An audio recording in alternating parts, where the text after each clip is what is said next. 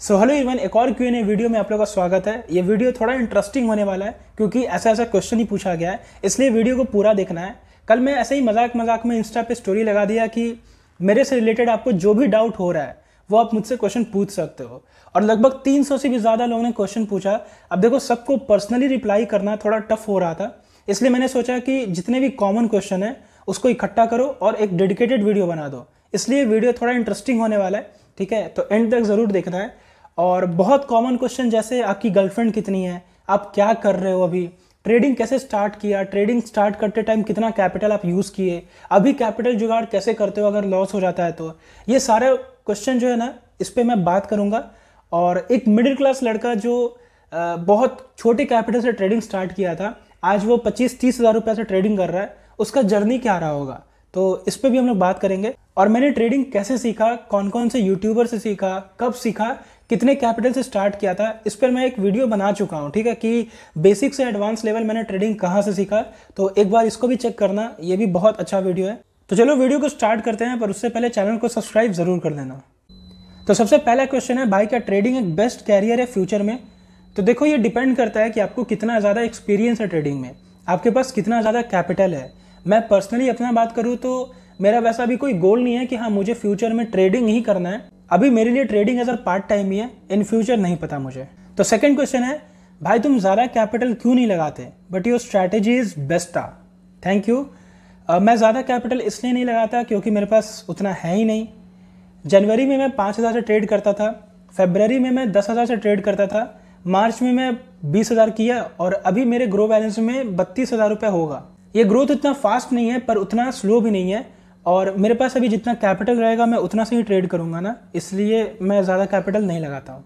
भैया निफ्टी और bank Nifty के एक लॉट पे कितना स्टॉप लॉस लेना चाहिए और टारगेट भी बताना प्लीज़। तो देखो, ये स्टॉप लॉस और टारगेट जो होता है ना, वो डिपेंड करता है कि आपका किस तरीके का सेटअप बना है वहाँ पे, क्योंकि बहुत तरीके का स्ट्रैटेजी होता है ना, तो अलग अलग स्ट्रैटेजी पे अलग अलग स्टॉप लॉस हो सकता है। लेकिन मैं अपना बात करूँ तो सिंगल लॉट में मेरा निफ्टी में 7 से 8 पॉइंट का स्टॉप लॉस रहता है और 12 से 14 पॉइंट का टारगेट रहता है। वही बैंक निफ्टी में 20 पॉइंट तक का स्टॉप लॉस और 30 से 35 पॉइंट तक का target. Average income per month, तो इनके हिसाब से मैं जॉब कर रहा हूँ, तो ऐसा नहीं है, मैं भी स्टूडेंट हूँ और ट्रेडिंग से ही जो पैसा कमा रहा हूँ वही चीज़ है। मेरा ना ही यूट्यूब मोनेटाइज है, ना ही इंस्टाग्राम से पैसा आता है, तो एवरेज इनकम का तो बात ही नहीं निकलता है। नेक्स्ट है टाइम फ्रेम यू रेफर। तो मैं ज़्यादातर टाइम 5 मिनट और 1 मिनट का टाइम फ्रेम यूज़ करता हूँ। 1 मिनट का इसलिए करता हूँ ताकि मेरा स्टॉप लॉस छोटा लग सके, और 5 मिनट पे मेरा ज़्यादा स्ट्रैटेजी काम करता है एज़ कम्पेयर टू 1 मिनट, इसलिए मैं 5 मिनट स्ट्रैटेजी और सेटअप के लिए यूज़ करता हूँ और 1 मिनट स्टॉप लॉस और टारगेट लगाने के लिए। ऑप्शन सेलिंग आसान है या ऑप्शन बाइंग अगर कंपेयर किया जाए तो मेरे अकॉर्डिंग ये दोनों हार्ड है अगर आपको कुछ नहीं आता है, लेकिन ऑप्शन बाइंग थोड़ा ज़्यादा हार्ड है क्योंकि 80 to 90% टाइम मार्केट साइडवेज रहता है, तो साइडवेज मार्केट में ऑप्शन बाइंग करके पैसा बनाना थोड़ा टफ होता है। पर वही एक बेनिफिट मिलता है कि ऑप्शन बाइंग आप कम कैपिटल से कर सकते हो, वही ऑप्शन सेलिंग में आपको मिनिमम 1-1.5 लाख रुपए तो चाहिए ही चाहिए। तो ऑप्शन सेलिंग हम लोग के लिए ऑप्शन नहीं है क्योंकि हम लोग के पास कैपिटल कम है। भाई 10,000 से स्टार्ट कर लूँ ऑप्शन, तो उसमें पर ट्रेड कितना रुपए तक स्टॉप लॉस रख सकते हैं? तो अगर आप 10,000 से ट्रेडिंग करते हो तो आपका रिस्क मैनेजमेंट बहुत इंपॉर्टेंट है। तो मैं रिस्क मैनेजमेंट को कैसे फॉलो करता था, अगर मेरा पर डे 5 से 6% का लॉस हो जाता है, 10,000 पे 5 से 6% का लॉस हो जाता है, उस दिन मैं ट्रेडिंग बंद कर देता था। और अगर मुझे प्रॉफिट 10 से 15% का हो जाता था, फिर भी मैं ट्रेडिंग बंद कर देता था, क्योंकि आप खुद सोचो 10,000 पे 10% का रिटर्न यानी 1,000 रुपया प्रॉफिट हुआ। तो अगर आपको 10-12% का रिटर्न मिल रहा है पर डे तो वो बहुत ज़्यादा होता है। और अगर आप बहुत दिन से ट्रेडिंग कर रहे हो तो आपको तो पता चल ही गया होगा कि लालच बुरी भला है, इसलिए जैसा आपका रिस्क मैनेजमेंट है उसी के बेसिस पे ही काम करना है, तभी आप एक फ्यूचर में प्रॉफिटेबल ट्रेडर बन पाओगे। ट्रेडिंग के अलावा क्या करते हो? तो मैं भी स्टूडेंट हूँ और यूट्यूब पे वीडियो बनाता हूँ, और बिहार से हूँ तो कभी कभी सरकारी नौकरी का भी देख लेता हूँ थोड़ा थोड़ा। कैपिटल का इंतजाम कैसे करा और फ्यूचर में ट्रेडिंग के अलावा क्या प्लान है, बाकी क्वेश्चन डीएम में। तो देखो, ट्रेडिंग से पहले मैं इन्वेस्टिंग करता था थोड़ा, क्योंकि मैं स्टॉक मार्केट में 2021 से हूँ, तो कोई स्टॉक्स के अंदर इन्वेस्ट करते रहता था। तो जब ट्रेडिंग में आया तो पैसा कहाँ से लाता, तो जो पैसा इन्वेस्ट करके रखा था ना, उसमें से 2-3 हज़ार रुपये 4 हज़ार रुपये बाहर निकाला, उससे ट्रेडिंग करना स्टार्ट किया, तो इस तरीके से कैपिटल का इंतजाम हुआ। फ्यूचर में मेरा क्या प्लान है, तो बिजनेस में ज़्यादा इंटरेस्ट है, वो भी रिटेल इंडस्ट्री वाला बिजनेस। अब देखो कर पाता हूँ कि नहीं। Are you planning to become a full time trader? बिल्कुल नहीं, मुझे बिजनेस में ज़्यादा इंटरेस्ट है और अगर स्टॉक मार्केट में भी बात करें तो मैं पहले भी बात किया हूँ कि ट्रेडिंग से ज़्यादा मुझे इन्वेस्टिंग पे ज़्यादा भरोसा लगता है। इसलिए मुझे जो भी प्रॉफिट होता है ना, उसका कुछ पोर्शन मैं इन्वेस्ट भी करते रहता हूँ अलग अलग स्टॉक्स के अंदर। तो trading as a part time ही है, और मेरा सजेशन भी रहेगा कि ट्रेडिंग को एज अ पार्ट टाइम ही लो। नॉलेज रखना बहुत ज़रूरी है किसी भी फील्ड में, लेकिन उस चीज़ को सही टाइम पे यूज़ करना वो भी इंपॉर्टेंट है। इन फ्यूचर अगर आप एक सक्सेसफुल ट्रेडर बन चुके हो, बढ़िया बात है, क्योंकि आपको एक्सपीरियंस हो चुका है। लेकिन आपको अंदर से रियलाइज़ होता होगा कि हाँ, इन फ्यूचर आप ट्रेडिंग कर पाओगे कि नहीं कर पाओगे। ऑप्शन चेन देखते हो आप वाइल ट्रेडिंग, तो जब मैं एक्सपायरी ट्रेडिंग करता हूँ, जिस दिन मार्केट का एक्सपायरी रहता है, केवल उसी दिन मैं ऑप्शन चेन को देखता हूँ। ऐसे नॉर्मल डेज में मैं ऑप्शन चेन में उतना ज़्यादा इंटरेस्ट नहीं रखता हूँ। सर, आपका कोई कोर्स है क्या जिसमें मैं आपके जैसा ट्रेडिंग कर सकता हूँ? मेरा कोई कोर्स नहीं है और इन फ्यूचर कभी कोर्स आएगा भी नहीं, मैं इसका प्रॉमिस करता हूँ।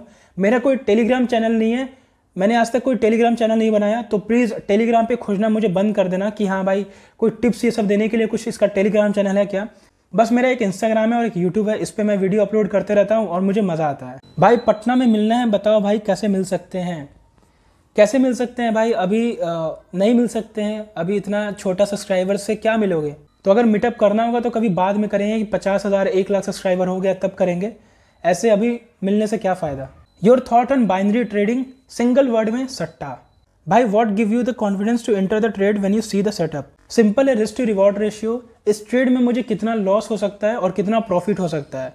अगर मैं पर डे उतना लॉस सह सकता हूँ तो मुझे उस ट्रेड में एंटर करने से कोई दिक्कत नहीं है। फॉर एग्जांपल, मान लो मैं पर डे 500 का लॉस सह सकता हूँ, तो आप उसी तरीके का ट्रेड करो कि अगर एक दिन में आपका 500 का लॉस हो जाता है तब आप उस दिन ट्रेडिंग बंद कर दो, क्योंकि फिर आपका रिस्क टू रिवॉर्ड रेशियो और जो रिस्क मैनेजमेंट है वो खराब हो जाएगा।